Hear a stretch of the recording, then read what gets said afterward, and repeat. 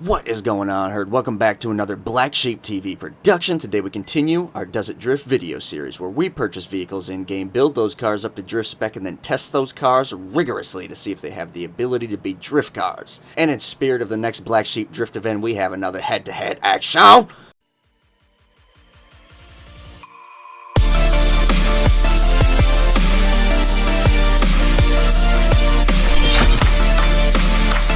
In the red corner, we have the Declasse Saber Turbo. And there's insurance on it too, that's nice.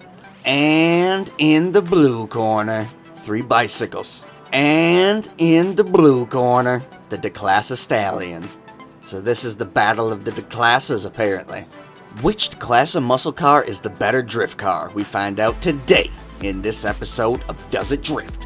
We've been, well, just about hopped in the Saber Turbo there just right off the bat. We gotta flip a coin. That's the only way we do it around here. What are you doing now? I was about to say heads will go left, tails will go right.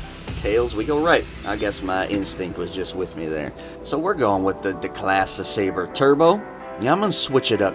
I can't switch it up. I wanted to switch it up and just do some street drifting, but I'll let my temptations get the better of me for a second there. You can't if you don't know how they stand, so it's gonna be costing you some money if you blow that beast up. If you guys are watching this video and you have not watched the other video that came out today, the day that this video released, something along the lines of PlayStation versus Xbox, please go do that, and please tell me which console you are playing on. There really is so many good muscle cars for drifting. The Dominator, the Gauntlets, the Phoenix, the Ruiner, the Saber Turbo. Well, I guess we're going to find that one out. I don't know. The Slam Van, the Stallion. We're going to find that one out. The Vagero. Oh, yes, guys. We also have both of these cars on SUV Tire Compound today as well. Watch out for the upcoming episode of Drift Myths, where we actually discuss the tire compound, and we go on to make a list of stickiest to slickest. Alright, so this thing drifts without a stance.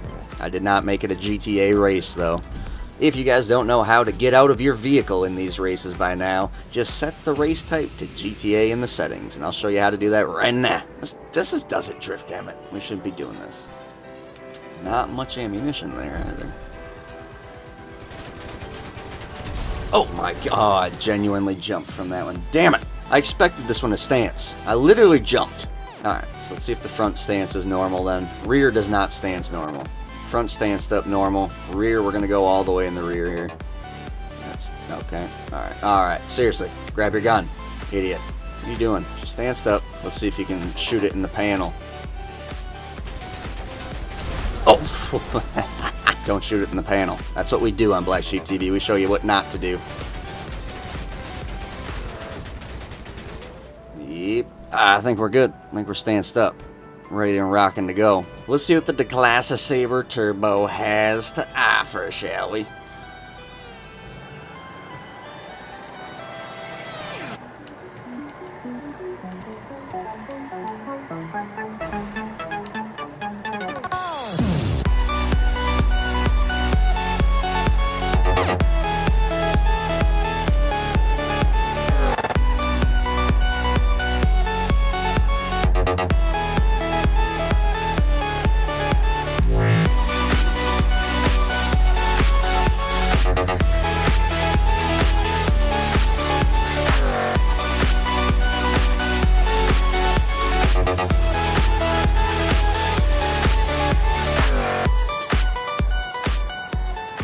A lot of shifts.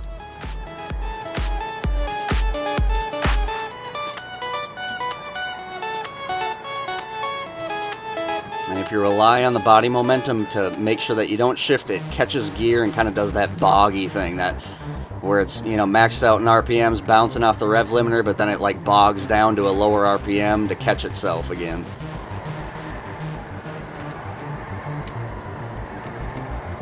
Right there. Never did actually shift, but it right there gets boggy. If you're just trying to catch it around this something short,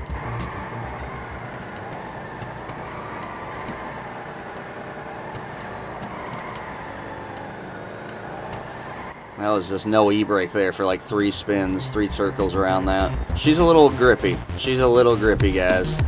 And the SUV tire compound is not the, that's not what's doing it. Trust me. Okay. Alright. So right off the bat, while I'm finishing up this race, guys, she's grippy. She's, you know, she's grippy. I gave you some pretty good examples back there, so hopefully you could actually tell what I'm talking about. And let's go grab the Stallion and see what the Stallion has to offer. If you guys are digging this track, I released this track and 9 other tracks. 4 that are similar to this one and 5 that are built on a different platform. Xbox One platform, but built on a different standard, a different basis. These are Gymkhana time attack courses. These are Gymkhana courses. The other ones are Formula Drift. Let's come out here to try to stance this thing. Alright, okay. Oh wow, I didn't mean to do that, but it's stance. So your rear right wheel, you may be able to stance your rear right, your rear passenger side wheel. There we go, perfect, nice. All right, I feel like this is going to be exactly the same though for some reason. I feel like it's like the same chassis and everything, just with I don't know. We'll see.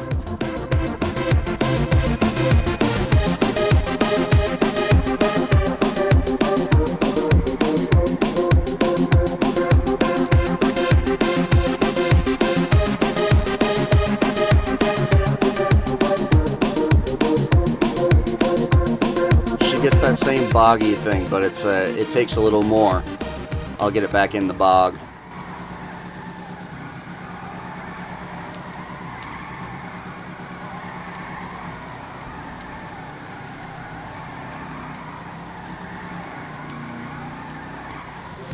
As you can see, she bogs right down. Takes a bit more though, like I said, it takes a bit more to get this thing in that bog. And if you just tap the e-brake, it pulls it right out of the bog. If you figure out when it does bog down, that's not the right word for it, but you guys probably understand completely what I'm talking about. If you can figure out when it's going to bog, just hit that e-brake a little bit right before it does, and you'll be just fine. Let's go through the course once, shall we?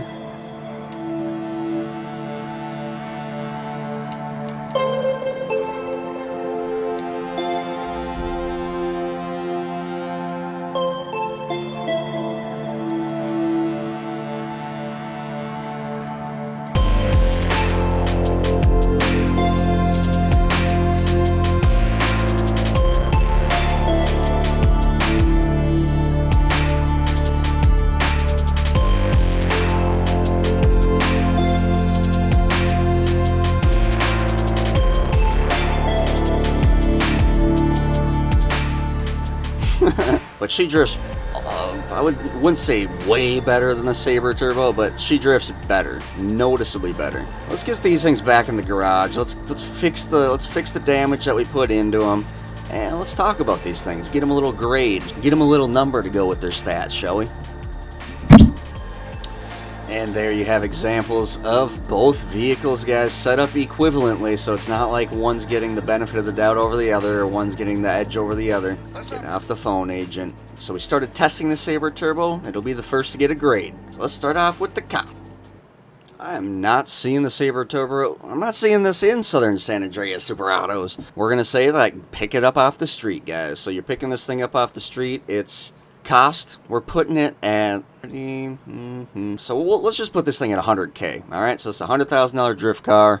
What you're getting out of it, I don't like that grippiness, guys. That grippiness was noticeable right off the pop. So I don't know, that's not for in the muscle car for that range and what you're getting. You know, thinking of other muscle cars, you're kind of getting the same dang thing. But long story short, it's going to be in that 7, 6.5, 7 range. I'll give it a 7. We'll give it a benefit of the doubt. Instincts tell me 7. 7 it is on cost. Driftability, it's definitely going to take that for that downfall. This one really wants to shift too. It really wants to shift, and that's a difficult factor that you just can't get over. So that's really going to hit it too. I'm only going to give it a 6 in driftability, guys. You can do better in driftability for sure. Efficiency, I blew that car up twice.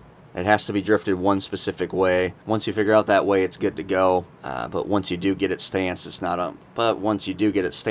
like it's changing the game much. It drifts almost just as good not stance as it does stance. I mean, I'm exaggerating there, but not by much. Really, not by a whole lot. So I'm going to give it another 6 in efficiency, guys. I just don't like that. I just don't like those couple things. In a drift car, those are two major things. Stancing a vehicle in free mode where it won't blow up, and then having a good drift car once it is stanced. 7, 6, and 6. 19 she shall be. Let's move on to this beast. Cost, let's just say that you're picking this thing up on the street. It's free for me because I think I transferred this character over. You can get it on Southern San Andreas Super Autos. Maybe it's charging you on there for the topless version. You can put the roof on. The roof is like $1,200 or something like that. $1,800, something like that. Get the roof on there. It looks a lot better. It's not a convertible anymore. So let's say you're picking it up off the street. Let's say she's in that 100,000 range. I know it's 30,000 for the turbo. It's like $8K for the transmission.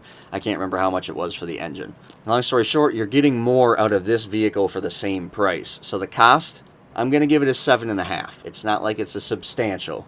But in driftability, it's going to get a little bit better because it's never really shifting it's not shifting nearly as crazy, and it's definitely giving you a better drift without hitting that e-brake when it bogs down. Both of these cars bog down. They bounce off the rev limiter, and if you don't get on the e-brake quick enough in that first gear that we drift in, it just bogs down, goes a lot lower in RPMs and slows down the drift, and it gets more grippy for the car, and that's an issue. This car has that issue, but it's lesser than the Saber Turbo. She's going to come home with a 7 in driftability, so 7.5 out of 7. And then efficiency. The front 2 wheels and the passenger side rear one all stance normally. The driver's side rear needs to be shot in the place that we shot it at, and then it drifts. So it's a little bit easier. Alright, so I'm going to give it a 7 here as well. So you're looking at 21.5. So 19, 21.5. Slightly better. Both are storing in the middle to lower portion though, however, when it comes to the dozen drift scale. I appreciate every single one of you guys liking, comment, subscribe, and sharing the videos. If you're sharing the videos, if you're not sharing the videos, please do share the videos. You know by now why I ask. It shows people that my channel exists. I appreciate that greatly. It allows me to provide for better content for you as well. As out, I hope every single one of you guys stay happy, stay positive, and we will speak to you next time.